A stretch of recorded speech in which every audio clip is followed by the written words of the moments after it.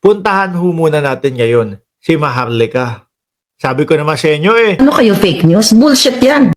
Ayan na. Ayan na. Nung mga unang mga panahon, grabe naman tagal nun. Nung mga una ho mga kababayan, ang mga nakikita natin, yung mga vloggers versus vloggers lang po. No? Yung mga nag-EDSA, kesyo daw yung mga pondo, etc. nila, eh, ayun. Meron daw pong mga kapwa sila mga vloggers na nineneno yung pera na nakukuha daw doon sa mga OFW. Sumunod naman po mga kababayan, yung mga kabit-kabit. No? Yung mga syuta daw po ng dating Pangulong Duterte, mga bossing chief amo sir. Ngayon, eto, may Team Alpotera at Team Hanilet naman po. No? Ngayon, ang nangyayari mga kababayan, nagbabanatan na sila eh. At ang nakikita ho natin, mukhang yung kampo ni Harry Roque at ni Maharlika, unti-unti na pong binabaliwala ng mga Duterte. No? Si Roque, ano sabi kay Roque? Umuwi ka na. Hinihintay ka ni DOJ Secretary Boying Remulla. Nakakagulo ka lang dito sa amin. Pero mo yung suporta nila, mga kababayan. Umabot sa punto na nagpe-fake news sila. Masiraan lang po si Pangulong Bongbong Marcos at maiupo ulit yung mga Duterte. Tapos ngayon, ang nangyayari na ho, nai-etchepwera at binabaliwala na po sila at pinagtatabuyan na sila. Sabi ni Tato, sanay sa banatan, si Hitad. Pakinggan nyo mga bossing. Eto, binabanatan na yung mga DDS. Look at that, wala pa palang 500 yung tao doon sa Dahig. Nung 19. Wala pang 500 katao yung nagpunta doon sa Dahig nung 19.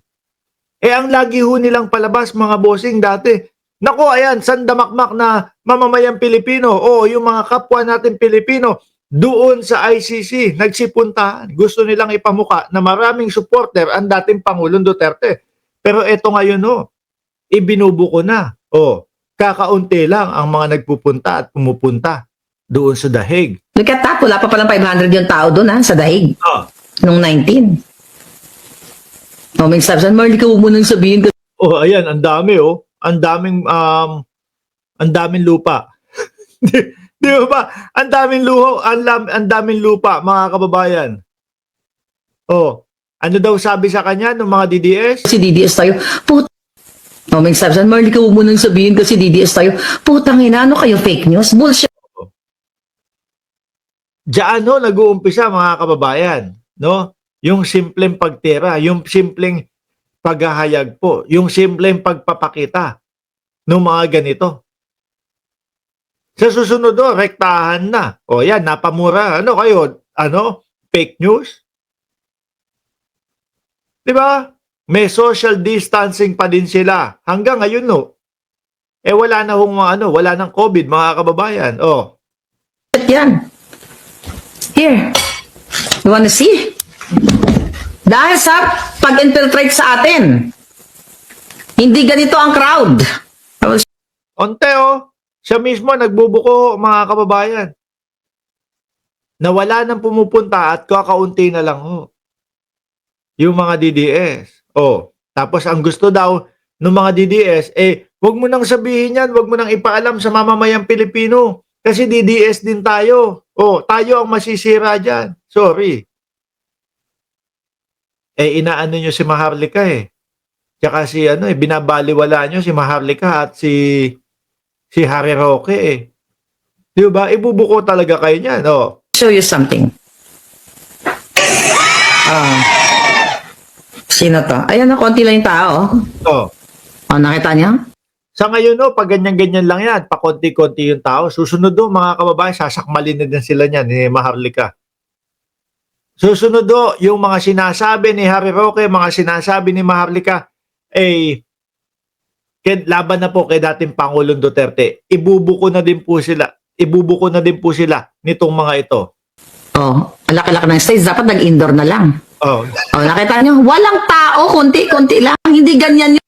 Sandali ho. Dati ako lang ang nagsasabi, tsaka ho yung mga ibang sumusuporta, no, sa gobyerno na, kayo, gagamit pa kayo ng mga parke, gagamit pa kayo ng pagkalaki-laking mga lugar.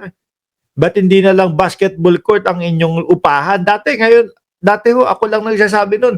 Ngayon ho, pati si Maharlika na. Di ba? Self-destruction. Mga PBBM vlogger, wala nang stress, masaya pa sa buhay. Correct ho. Sila, nagsasakmala na ho. Nandoon ako. Wala pang 500 siguro yan, no? Bilangin nyo.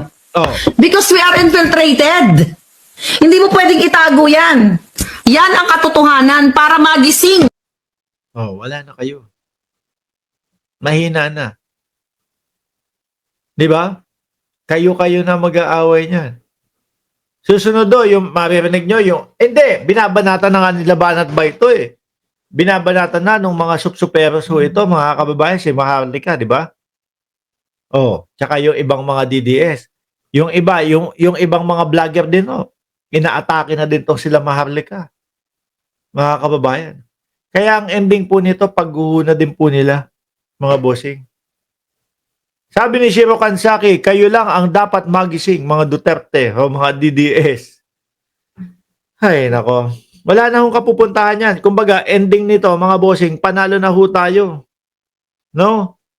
Kumbaga, ang ending po, wala nang maniniwala doon sa mga DDS, mga kababayan.